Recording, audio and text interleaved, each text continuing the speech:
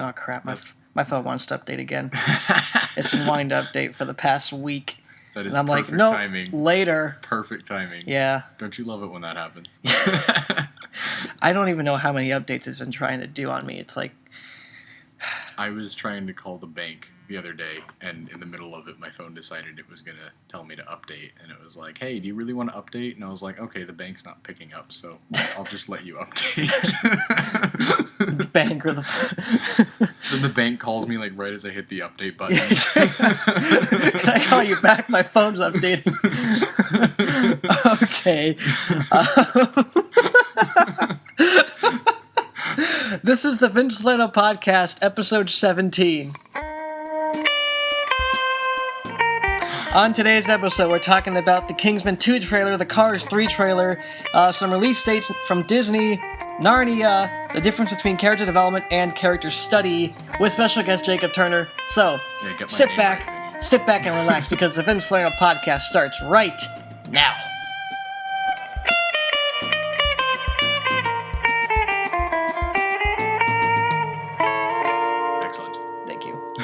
All right.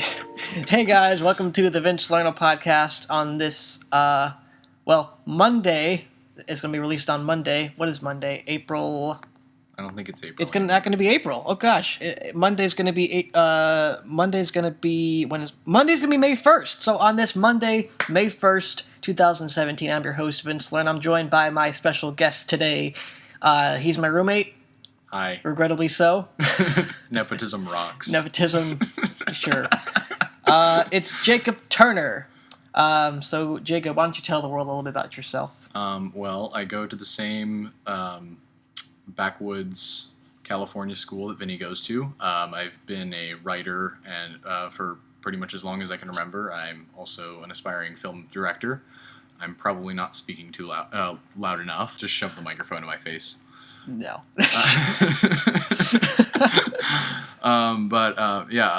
Vinny wanted me to come on here because we had a little debate the other day, and we couldn't resolve it, so he said we'll resolve it online, and let all of his viewers resolve it.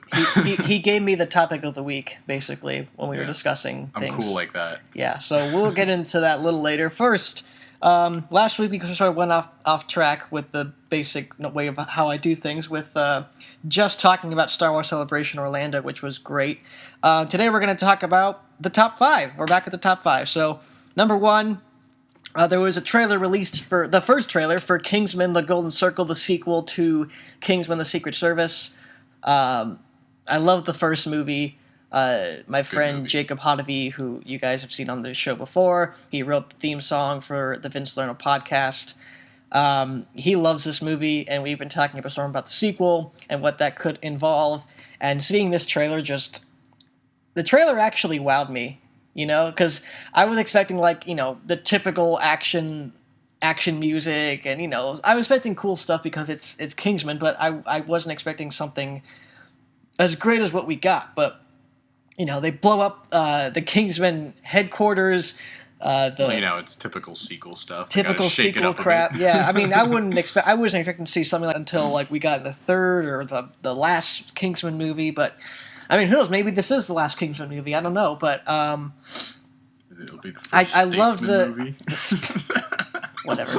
I love the song playing in the trailer. Frank Sinatra's "I Did It My Way." I actually have a very special connection with that song because that was the song that my grandpa was his favorite song because he always did everything his way, and he passed away, and that was the song we played at his funeral. So hit me in the heart right there. But hearing that song and hearing and seeing all the characters that we know and love from the first movie and seeing new characters like frickin' Channing... what's his last name? Channing Tatum. Magic Mike. Magic Mike. Seeing Magic Mike in the movie with a frickin' he's gonna class flask belt buckle. I want one of those Statesman flask belt buckles. He's gonna class up the whole thing. He's gonna class up everything, yeah. And seeing Julianne Moore and the icing on the cake for me was frickin' Jeff Bridges playing like the head of the Statesman. I was like, you cannot get any more perfect with casting in this movie. Well, that's a bit typecasting for Jeff Bridges, isn't it? But still, it's perfect. I mean, It's almost perfect to cast Colin Firth as the character he plays, Harry Hart, because like I think he should have been casted as James Bond like 10, 15 years ago, you know? He should totally still be cast as James Bond. He could be like an Way old better retired than James. Craig. I mean, actually, Craig. you know what? Him playing Harry Hart is a good substitute. Well, he's alive. Let's talk about that. He's alive. He's got an eye patch, and somehow he didn't survive. And people are making up really ridiculous theories about like, oh, he's a robot or it's his brother, and he's got an eye patch because reasons and stupid brother, stuff like he that. got his eye clawed out when they were fighting his young kids, and it's his evil twin brother. Exactly. It's like no, I am heartily convinced that is Harry Hart, and he is alive and well. And maybe people are like, he's got like a robot brain or something that keeps him alive. It's like, shut up. Well, I'm not too familiar with the source material. I mean, right. I don't even know if they're adapting the source material anymore, or well, I don't know if they even started adapting the source. I think I know the name, the Secret Service, but not even. I don't even think Kingsman was in the original comic book. Oh, well, I mean, again, I mean, it could be a lot of things. It is kind of a very stylized comic book style movie, and it does have a lot of ridiculous things in it. So it's entirely possible that Harry Hart survived a gunshot to the head.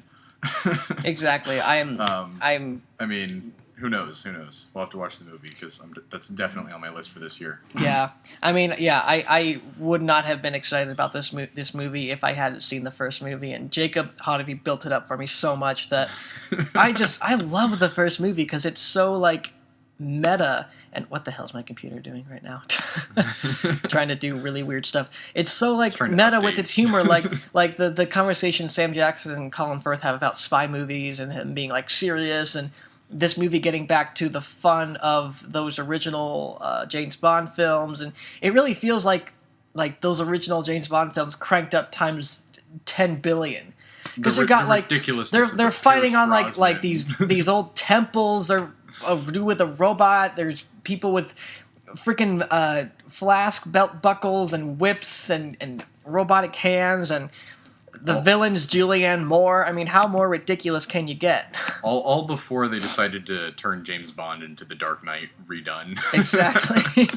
I have not been a fan of the new James Bond movies, I'm going to be honest. I mean, I like Skyfall. I think Spectre took it a little too far, the whole family drama angle, but you know, we'll see. We got one more Daniel Craig film, but that's not the point. The point is the Kingsman 2 Golden Circle trailer was awesome, and I'm definitely going to go check that out. Hopefully I'm with Jacob Hodeby when I see that, because super on my list. I won't see it with anybody else.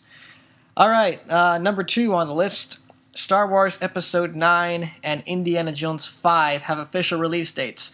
Star Wars 9 is going to be released in... Please stop making Indiana Jones movies. Not December, but May. May 24th, 2019. May the 24th be with you is when we're going to get Star Wars Episode 9. And Indiana Jones 5 is coming out in 2020. July, I believe. I don't remember the exact date. I don't have it in front of me, but... Please stop making Indiana Jones movies. Stop. I mean, stop, Jacob. Shut up. All right, let's talk about this, though. So Star Wars is moving away from December. Wasn't it originally? Didn't it originally come out in May? It originally came out in May. That's where the whole May the 4th thing. That's where the May the 4th thing comes, I believe, because it was released on May 4th. I'm gonna look it up now. But so I understand that, but for me, it kind of devalues Star Wars in a way, because I got so used to Star Wars coming out in December. Like, it really feels like a Christmas tradition and an event. Like, it's a tradition for me and my brother to go see Star Wars together. Now, we started watching... We went to the theater together to see The Force Awakens. We went together to go see Rogue One. We're planning on going to see The Last Jedi together in December. And now that Han Solo's coming out in May, and now Episode 9's coming out in May, it just sort of devalues... It just becomes another atypical blockbuster. And of course, in any case, Star Wars is not an atypical blockbuster, but...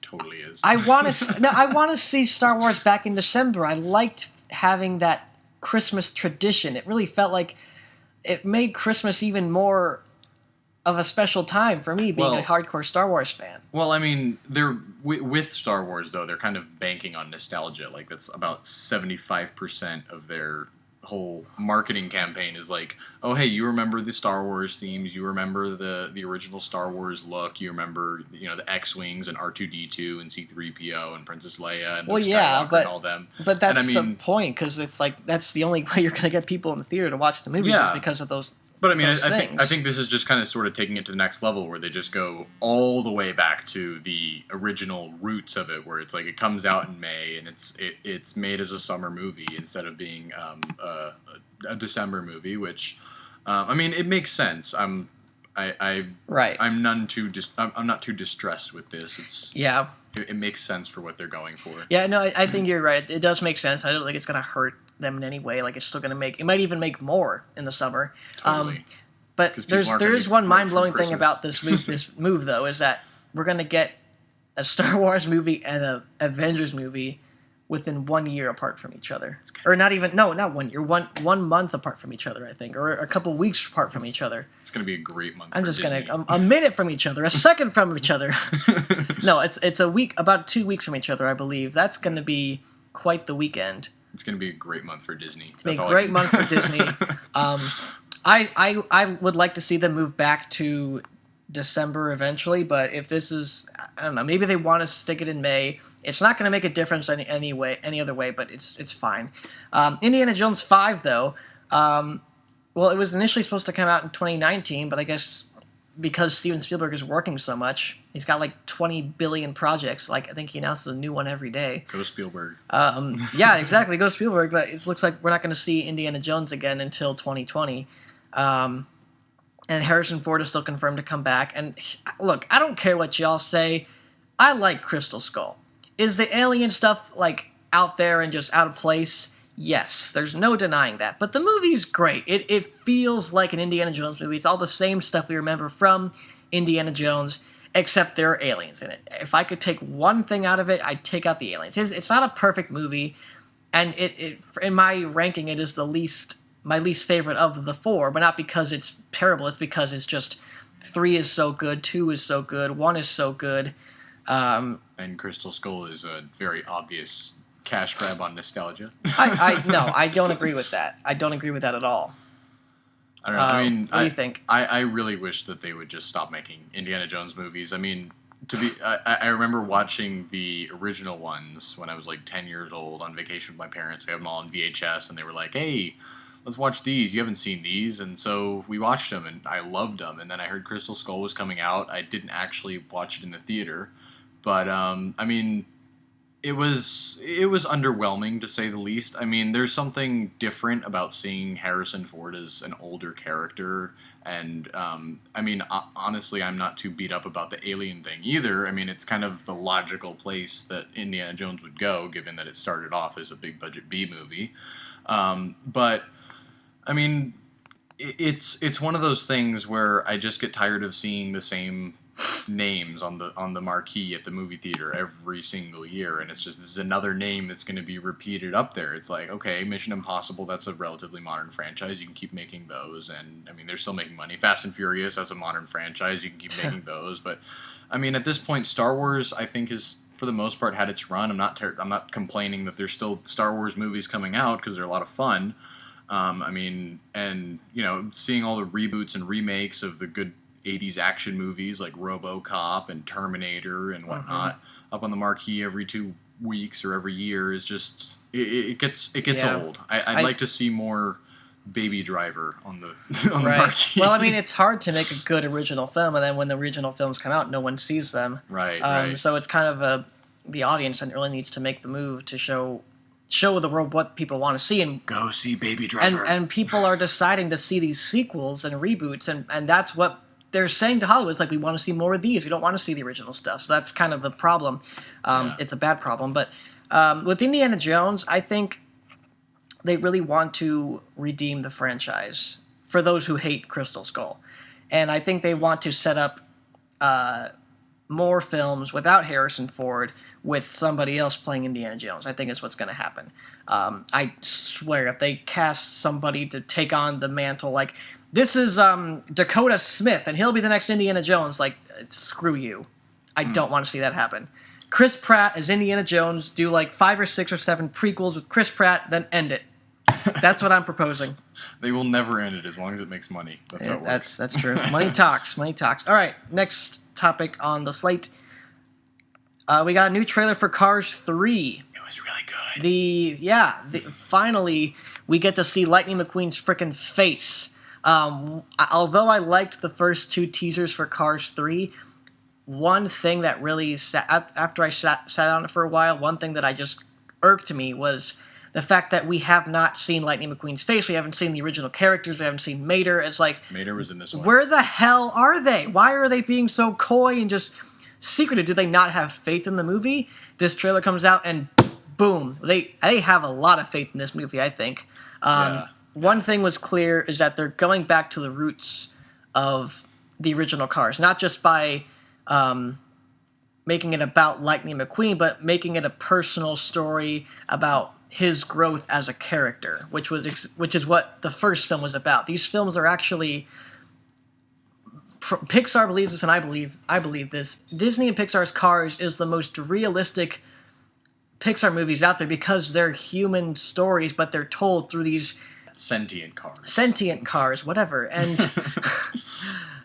that's just super compelling. Is the fact that they think that their most human and most relatable stories come out of the Cars franchise because they are very human-like stories about, first one's about a guy who's cocky and thinks about himself and wants fame and fortune and glory and learns to see past that and slow down and appreciate the simple things in life. And this movie is about that same guy who loves racing and has been humbled and is being shoved out of the limelight because he is considered obsolete, and he's trying to prove to the world that even though he's old, even though he's part of an old generation, he's still got some tricks up his sleeve and he's still relevant. And it's the baby boomer midlife crisis movie. Exactly. I mean, I've been saying it. It's the Rocky III of Cars. It's the Rocky III of Pixar films in general. Yeah, and I definitely loved the energy that was in this trailer. It was good to see this sort of American spirit in a way. Yeah, I mean there was a comeback story. There was kind of a all right, look, this is kind of where the mighty have fallen to, and there was kind of a very compelling and driving energy in the whole trailer, and I'm very excited. I've been excited for this movie since they announced it, because I do love the Cars movies. Yeah, screw y'all, we love Cars. But this trailer in particular, I mean, I honestly think this could be the best Cars movie yet, and I'm really excited to see it when it comes out. Mm-hmm. Yeah, I've said before, like my dad and I love watching Cars. We have a new stereo system. We love cranking it up to 100 and watching that opening scene with the Sheryl Crow song. It's just it's so much fun, and it brings you into the world and gets you at the right energy level for that movie because it's just so much fun. Good job. And one thing I want to say about the themes real quick also, it's funny because like that's exactly what we're tackling with Windfall Rising, the new short film I'm directing with Claire McKay. We're tackling those types of themes about people feeling obsolete and being pushed out of the way for a new generation. And Windfall Rising, as well as Cars 3, is about people learning to find their relevance in a changing world while also learning to adapt and try new things. And like the new way of doing things is not bad, but don't push aside the old ways. Don't just push because aside. There's a new way to do it. Exactly, yeah. And that's just it's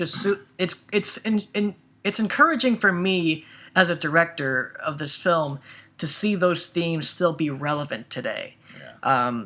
I mean, there's certain themes that kind of stay timeless and don't really go away. Oh, exactly.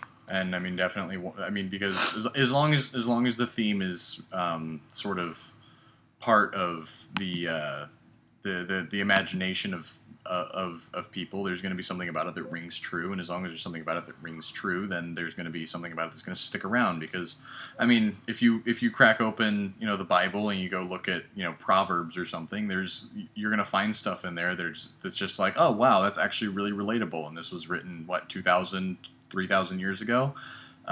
It's really amazing. One of the things that's always kind of struck me about what comes out of cultures and what comes out of people just kind of tends, if it's good, it tends to stick around and it tends to become timeless. and Right. the themes don't become obsolete as the decades and the years and the millennia go by. Yeah, good point. So, all this adds to our excitement for Cars 3. I really do think it's going to be a I don't know if the great- Proverbs thing does. Well, sound like you know. Pastor Jim. You know what I mean. I think, all this fuels our excitement for Cars 3. I really do agree with Jacob that it's going to be the best Cars film. Who If knows? not, it hasn't come out yet. maybe it might be worse, but I do think it's going to be a good movie. All right, number 4, Johnston, director of Captain America: The First Avenger and The Rocketeer. They're finally making another Narnia movie. Yep, that's it. You ruined it. I had to steal your thunder once. Joe Johnston's going to direct the Chronicles of Narnia: The Silver Chair for whatever the hell studio it's with at this point. I don't know if it's with Fox or Disney or I don't know. The point is, they're making it. Is it at maybe it's at A24? I don't know.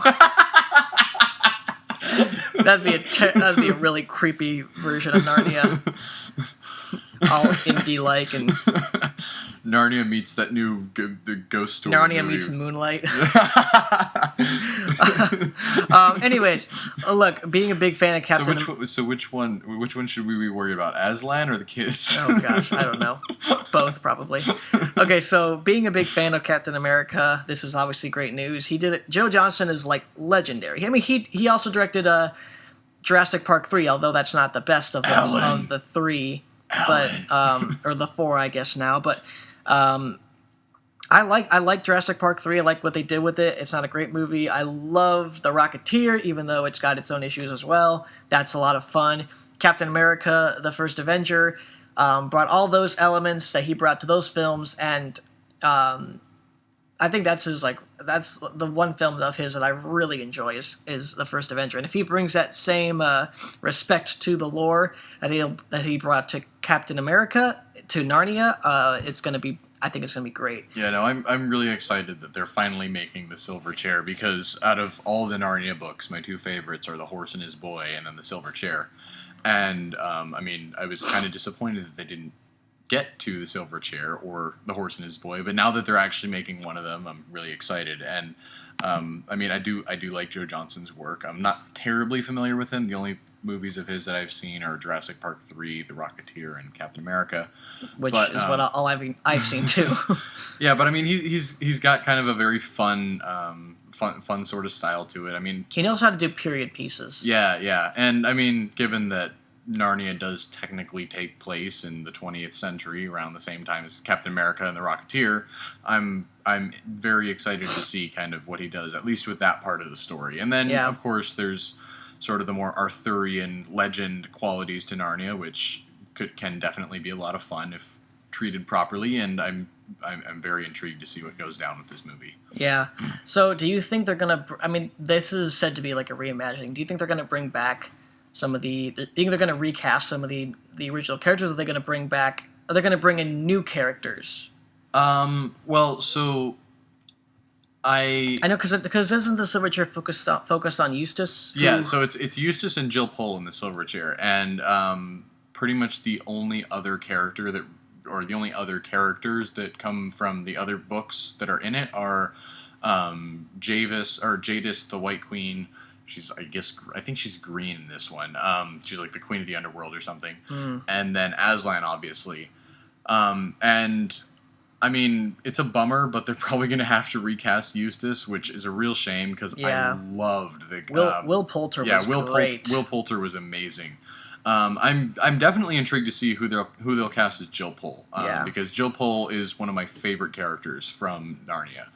She's just this kind of very spunky schoolgirl who, she's kind of like Edmund is in The Lion, the Witch, and the Wardrobe, very skeptical and not exactly the most present of mind, a bit whiny, and kind of like a Eustace is in Dawn Treader, but on a more feminine level, or version of that, She has a very interesting arc that she carries in the Silver Chair, which is one of the reasons that it's my favorite, because she's just an absolutely amazing character.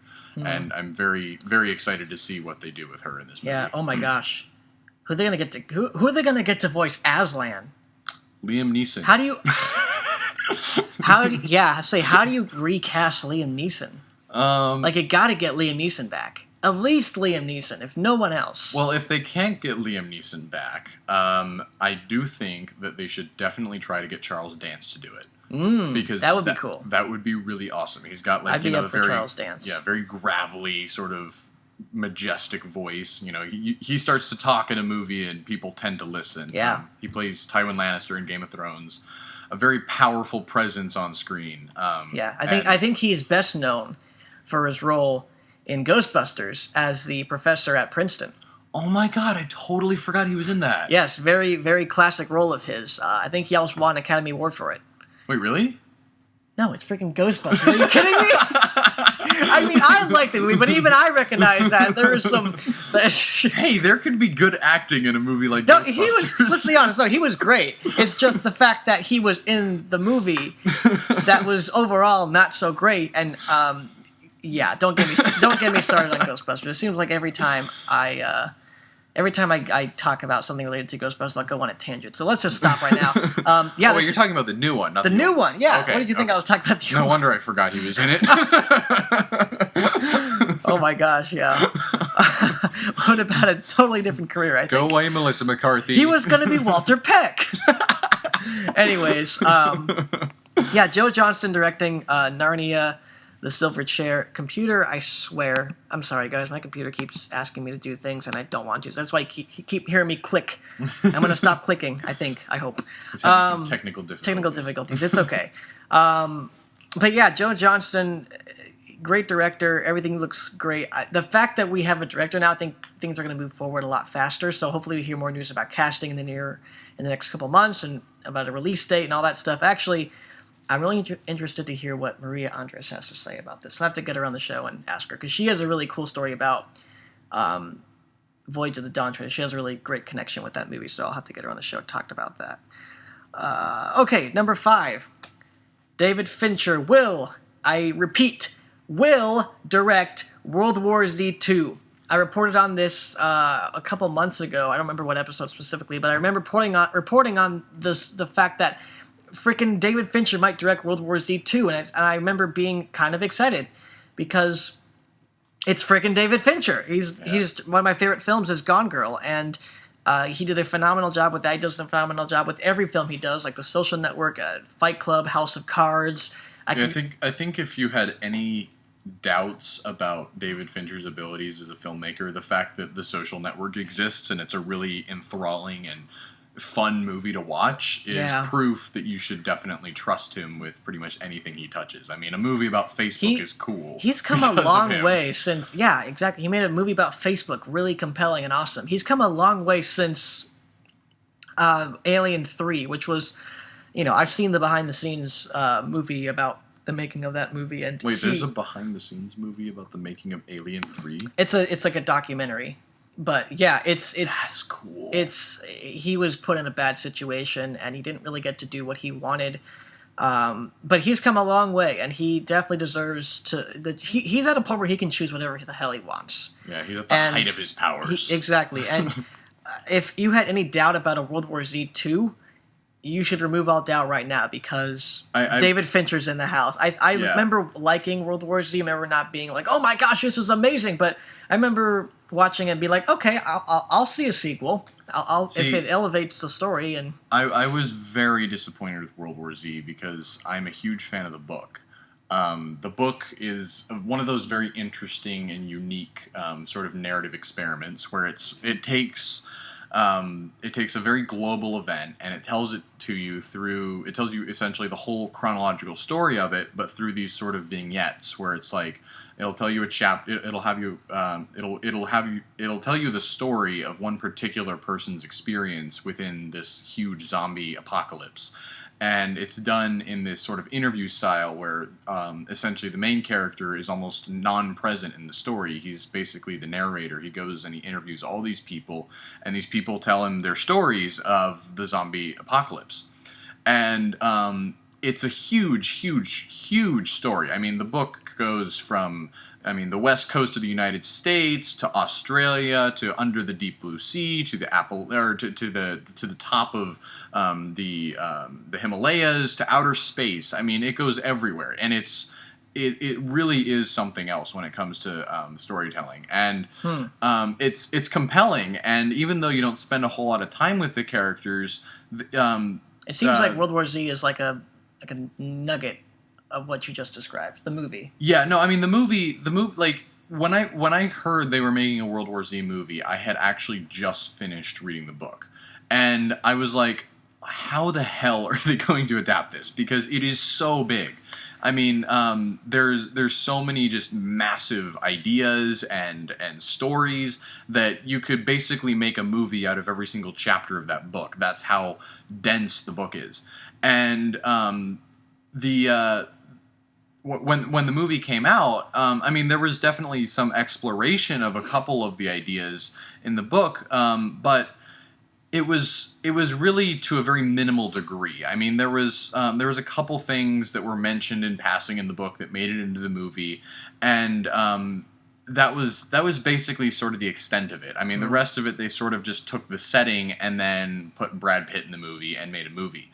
But do you think that they're going to add more from the book into the sequel, maybe? Or I mean, do you think it's even possible? I genuinely hope so, because I mean, there's definitely ways I think you can slice it to adapt it, and I mean, I've thought a lot about this since I heard David Fincher was directing it a couple days ago, and I do think that there are a couple of very very big storylines that are kind of get a bit more attention than most of them in the book. For example, there's the Battle of Yonkers, the offensive through the U.S., and I mean, there is a way, I think, to do this that would that would work on the big screen.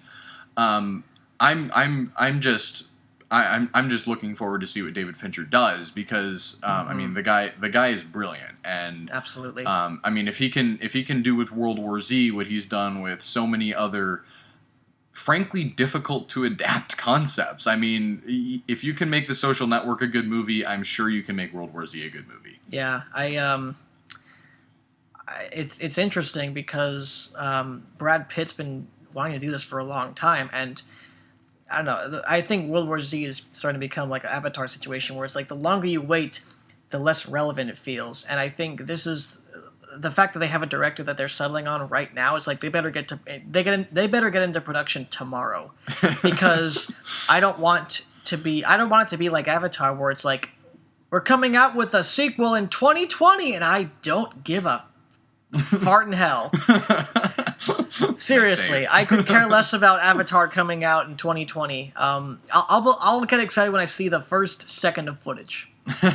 That's when I'll get excited. I honestly was never a fan of Avatar. Yeah, but the story of World War Z is still fresh in my head. I still really enjoyed the movie every time I watch it.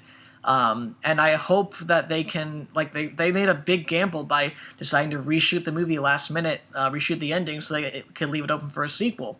So let's hope to God that decision was worth it. And if they got someone like David frickin' Fincher to come and direct it, I'd say it's worth it. So we'll wait and see. But I am interested in World War Z now. So we'll see what happens. All right. So that was our top 5. Running down really quick, that was the first trailer for Kingsman: The Golden Circle, Star Wars Episode 9 and Indiana Jones 5 get new release dates, Cars 3 trailer, Joe Johnston to direct Narnia, The Chronicles of Narnia, The Silver Chair, and David Fincher will direct World War Z 2. Yay! Yay! And now on to our topic of the week. I don't remember what the circumstance was that we were talking about this. First off, we were watching Collider. I was watching Collider movie talk. The one guy was like, was talking about, I don't remember what exactly. Was he talking about James Bond, or was he talking about something else? I don't remember. I don't remember because I was working on my script. I was sitting there like a good little writer, Okay. right? Slaving away on the you keyboard. probably remember better than I do. What triggered this conversation? Well, I was triggered by something he said. Okay, what did he say that triggered you? He was talking about sort of more character-driven stories, and how he referred to them, I think, as character studies. And I maintain that a character study is integral to any narrative that you're going to make. And this was not always my opinion, but it has been for a little while now, probably about a little over a year and a half. And the reason I say that is because I think that, so 2 quarters ago, last quarter was it? We got into a big debate about Aristotle's Poetics and whether or not it was plot or character that was more important. And I firmly believe that character is more important than plot, because you can't have a plot without the character. And in order for the plot to arise, you have to first understand the character. And so you're always going to start each narrative with some form of character study, whether it's a brief snippet at the beginning of the movie, like I said, Iron Man. You get that sort of flashback to the 48 hours prior to him getting blown up by his own missile. That's the character study element of that story. Everything after that is character development, because that's where the character starts to sort of develop and grow and become something else. And that's why you use the word development instead of the word study.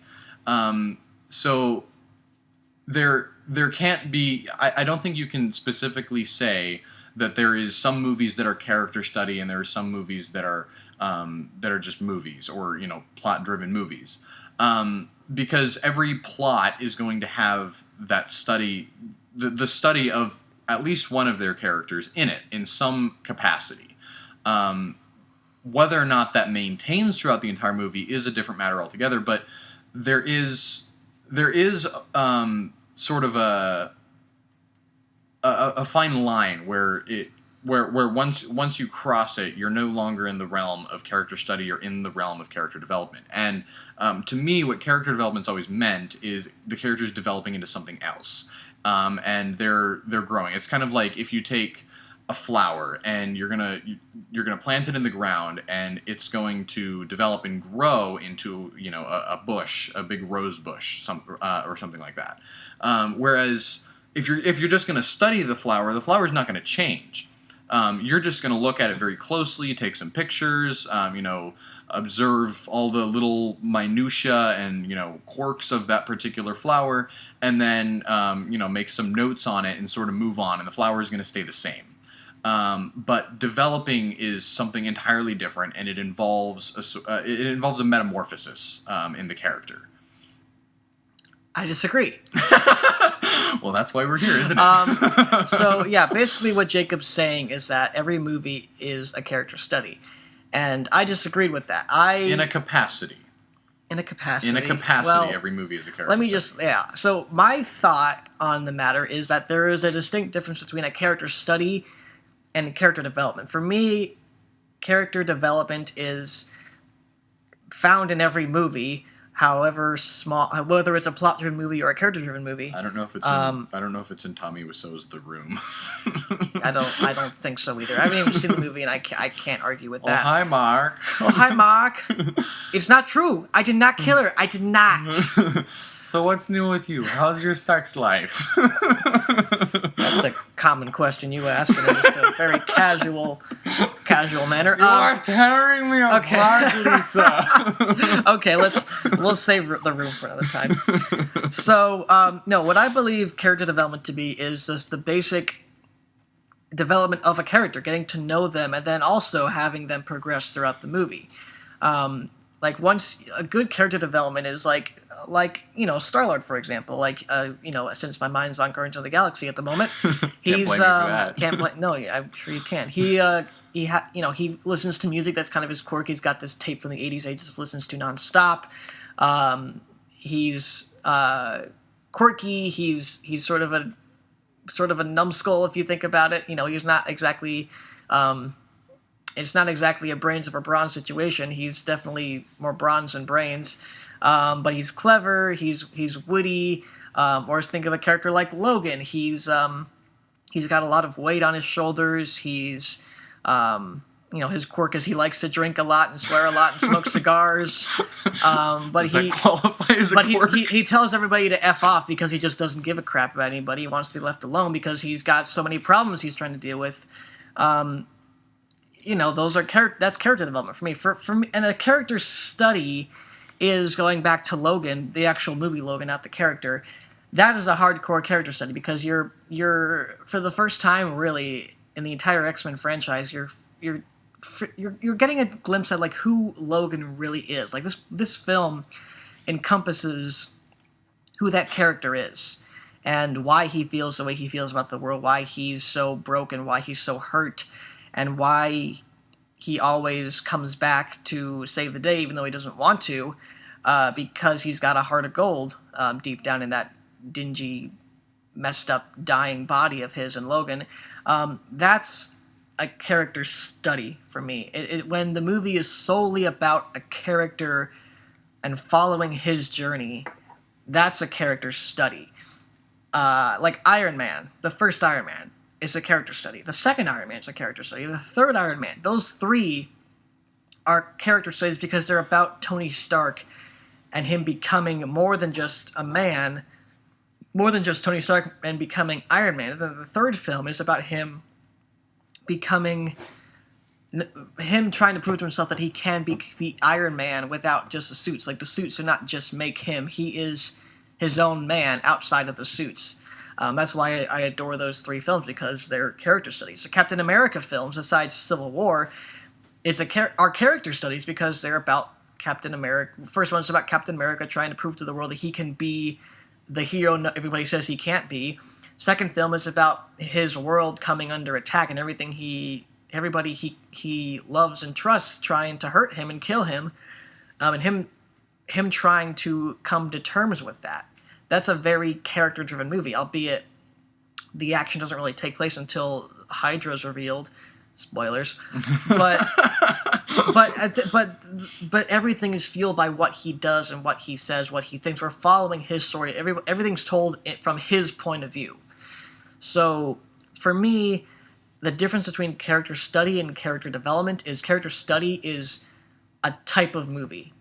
Like, you set out to make a character study on a character and figure out what makes them tick and what makes them, how they react in a certain situation. Character development is how you make a character interesting in a movie, and that's where we have been disagreeing. So, I think for the purposes of this discussion, I think it's very important to recognize what constitutes what constitutes plot exactly, and for Aristotle, that's the intention and obstacle, the push between those two. You have a character who wants something, you have something that's standing in their way, and the plot that arises out of that is how they try to overcome that obstacle. And this is why I think character is much more important than plot, because you can't fully realize that dynamic unless you really understand the character. So. What you described, say with Star-Lord, with Logan, with those characters, with those movies, is there is definitely a development process that goes with those characters in those movies. They undergo some sort of change, they undergo some sort of realization, and they learn something about who they are, and you learn something about what they're going to do when faced with these situations. That's how you get your plots. And the study of a character, I think, is different from that. Because I think Logan's a good example of a character study movie. Because it does go very deep into what exactly it is that makes Logan tick, like you said. He has all this baggage that he carries with him, and the movie makes sure that you know what that baggage is, and make sure that you know why Logan reacts to it the way he does. And that essentially what it does is it takes Logan as sort of a immobile, stationary character in this chaotic story, and really kind of like puts him under a microscope and observes him as he is. But within Logan, I will say there is also an element of character development as well, because if there is a type of character that you're introduced to, and he's not willing to do something, then there's going to have to be something that happens within the story that's ultimately going to convince him that he has to do this thing. Well, but I'm saying there's character development in every movie. Like, well, yes. Even like Logan, most of all. Like, I think in character studies, character development is like the most crucial thing you can put in a movie. But even like plot-driven films, I think character development is there. Well, so what exactly do you mean though when you say character development? Like, what does that mean to you? For me, that means developing who the character is on a basic level. Like, who is he? What does he like? What does he not like? What makes him tick? What are his quirks? Who does he like? Who does he not like? What are his goals? What does he want? What does he need? And then furthering the plot along, it's like seeing all those things pay off. And then, like in a sequel, like seeing all those things continue. Like, okay, now in this situation, what does he want? What does he need? So essentially defining the character and then seeing them in action. Yeah. Sort of thing. Okay. So, whereas a study, you're literally studying them, and you're seeing. It's almost like a nature documentary. You're seeing you're seeing like a leopard as he's tending to her cubs, and do you call leopards? Are they cubs? I don't know. Or then attacking the prey, and then attacking predators and whatever. And now we see the wild Wolverine in his natural habitat. That's basically what I mean. Like, basically, yeah. You should be able to almost like put a commentary to David Attenborough just narrates Logan. Oh my! He's just stabbed that man through the chest. How will I ever recover from this? Okay, so. So I think we don't disagree then on what exactly a study is. Right. Yeah. It's basically it's like an examination, and it's like just seeing them in their natural habitat, sort of thing. I think where we really differ is what exactly development is, because development to me really means a metamorphosis of the character. It really means essentially. Yeah, and that's it's taking what the character is, and then essentially just applying extreme heat and pressure until they become something else. Because what I'm saying is like, yeah, that is part of it, but that's more so part of the plot-driven aspect. Like, if it like that's the plot kicking in. I don't think that's really character development. Right. Well, everything that happens in the movie is going to be sort of an action and reaction dynamic, right? Right. Yeah. The thing, and I think that's just the character. That's like the pre-established character development. Right. Well, so I mean, I guess what I'd call the character study then, or at least that part of it. I mean, the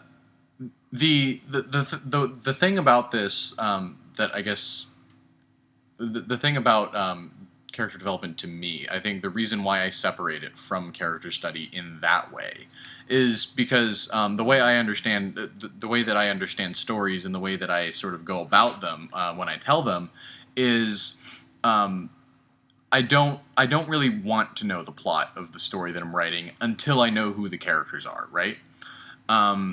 There's sort of a detach between the actual makeup of the characters and what's going to go down in the plot until you have a very solid idea of who the characters are, right? So if you want to tell a story about let's just use the example of Breaking Bad. If you want to tell the story about a guy who becomes a meth cook, like an ordinary guy who becomes a meth cook, like to use Vince Gilligan's terms, Mr. Rogers becomes Scarface. You first have to sit down and think, okay, so who is this Mr. Rogers guy? I want to know every single detail about him. Like, I want to know him. That's character development for me. I want to know him intimately, right? And then once I've established him as Mr. Rogers, then I'm going to go and I'm going to say, okay, so what are the things that are going to start to push Mr. Rogers in the direction of Scarface? And that would be plot in my eyes. Right. That would be plot, but plot is tied to character development in a very intimate way, I think. So where the character is going to sort of motivate the plot is also going to sort of motivate the character in a way. Think of it this way: if you have, let's say you set up a tower of blocks, right? Okay. And you put a lot of thought and effort into, you know, the shape of this tower of blocks and this the way that it's balanced, and, you know, all the different colors, and, you know, you make it into something really well thought out and really well put together. And then what you're going to do is you're going to come along and your little brother's going to come into the room with a big giant beach ball, and he's going to just smash into it. And that's going to be essentially sort of, let's say, the outside force of the plot interacting with your character for the first time. So in the first episode of Breaking Bad, we meet Walter White. He's a nice high school chemistry teacher, and then all of a sudden he has lung cancer and he can't pay for it, and that's the little brother coming into the room and just knocking down the tower of blocks with his beach ball. So all of that study that's gone into making this very intricate and detailed structure is all of a sudden upset by this very big and unexpected outside force that that your character didn't necessarily have control over. And well, let me respond to that. The thing about that, especially with Breaking Bad, which is one of my favorite television shows, that's part of the character, I think. That's like, he has cancer. Yes, that's part of the plot, but that's kind of character development for me. It's like, this guy, he's, you know, sort of reserved. He's not very vocal. Mm-hmm. Now he's got cancer. And now he's forced to do things and because the character has cancer, that's sort of it's because it's part of him, that makes it a character study, I think. So character development or character study? Makes it a character study. It's part of the character development. Right. In a way. Well, yeah, character study and character development are very integral to each other because. But yes, and I'm agreeing with that, because Breaking Bad is a character study. Yeah. And it's very. I think the difference where you and I differ is that I believe that. There's two types of stories. There's plot driven and there's character driven. I don't believe that plot driven stories are character studies, because in plot driven movies, what's driving the movie is a plot. Like, take Kong Skull Island, for example. That movie is driven by the plot, which is these explorers or these scientists are sent on an expedition to go search Skull Island, and they find Kong, and they're trying to get off the island because of Kong. Like, yes, Kong is a character, but he is sort of a plot device, and he fuels the plot. Now, with character studies, I agree there's character development, because it's about the character. The character is what's fueling the story, and he's the one that's making decisions, and it's his decisions, and it's his journey that's fueling the plot. And yes, there is a plot that there is an outside force that forces him to do the things he does, but that is a device to make the character make decisions, because we're following the character. So in a sense, the character and his decisions that he makes are the plot. Right. So I guess really quick, let's wrap up our thoughts in general before we run out of time. All right. So you just, like, in a minute or two. Yeah. So the integral part of a plot-driven movie, though, is whatever the plot is, it's this sort of this force that's clashing with the character and what they're trying to accomplish. And so because of that, there is more options that are opened up. There is more avenues for the plot to go down, because of how the character reacts. It's like Isaac Newton's third law of motion. For every action, there's an equal and opposite reaction. Every time that the character attempts to do something, there has to be something that pushes back against it, and every time that something pushes back against it, the character is going to reevaluate and try to get around that obstacle in some way. That to me is character development. It's like the process of making diamonds, essentially. It's like you take carbon and you put it under extreme heat and pressure and it becomes something else. The character study part of that, though, I think it's important to really be able to see what about those characters makes them tick, and what about those characters makes them who they are, before you go and apply extreme heat and pressure to them to make them into something else. Even in plot-driven movies. And I mean, it doesn't have to be that much, even. I mean, Iron Man gives us like a 15-minute flashback where you really get to see what Tony Stark is before it starts to present him with obstacles and problems that he has to solve. And in effect, make him change into something else. So by the end of the movie, he's no longer this kind of trashy playboy. He's kind of an upstanding citizen, and he has ethics that he's going to stand by, and he's going to defend innocent people. Essentially, he's not going to sort of go through life the way he has, and that's really how Tony Stark develops over the course of the movie. And it's because we've been allowed that brief window of time at the beginning to see who he is and how he operates, that then we can kind of root for him as he goes through this change throughout the rest of it. And for just to recap my thoughts, I believe there's a distinct difference between character development and character study. Basically, character development is what you do to make a character interesting. Character study is actually studying the character in a given situation, or just how he goes about his normal life and seeing how he reacts to a plot or a given situation. And as I said before, there are two types of films. There are plot-driven films and there are character-driven films. And you can have character development in both films, or both types of films, but essentially one is different from the other. So that is our talk on character development versus character study. Study it, take notes. It might help you in class. Yeah, so we want to seriously, let us know in the comments below, what are your thoughts on this debate? Is there a difference between the two, or are they essentially the same? We'd love to hear your thoughts. Side with me so that I can hold it over Vinny that a bunch of strangers on the internet agreed with me over him. No, you should follow me. All right, well, that's all we got today. I want to shout out for the week. I really don't have one planned out, so I'm just going to be a spoiled brat and shout out myself. Shout out to shameless self-promotion. Shout out to Windfall Rising, my new movie, which I'm co-directing with Claire McKay.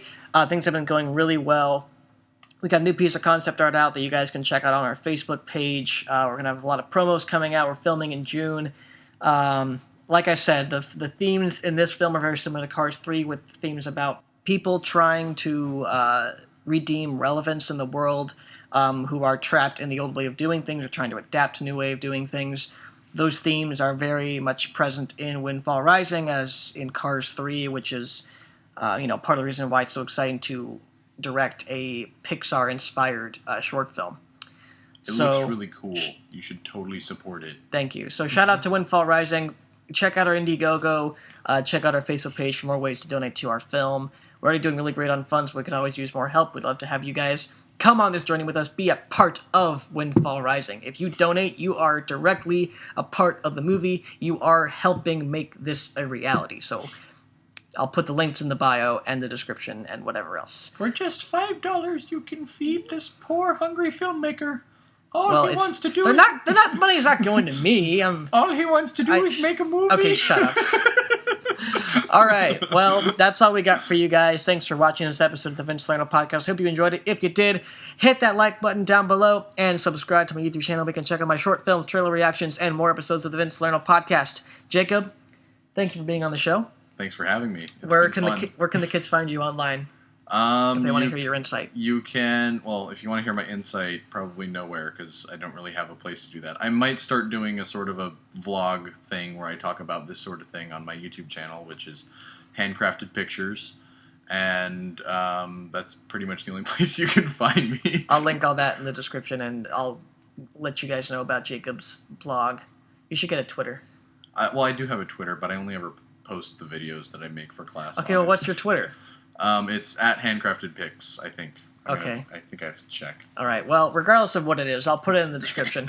I don't remember my own Twitter handle. This is pathetic. Okay. All right. So next time I'll probably discuss my Disney visit. I know I've been promising that for a long time, but I'm going to talk about my Disney visit hopefully next week, unless something big comes out for a topic of the week. I know all about it. Yeah, he does. Otherwise, it's going to be Disney. So that's it.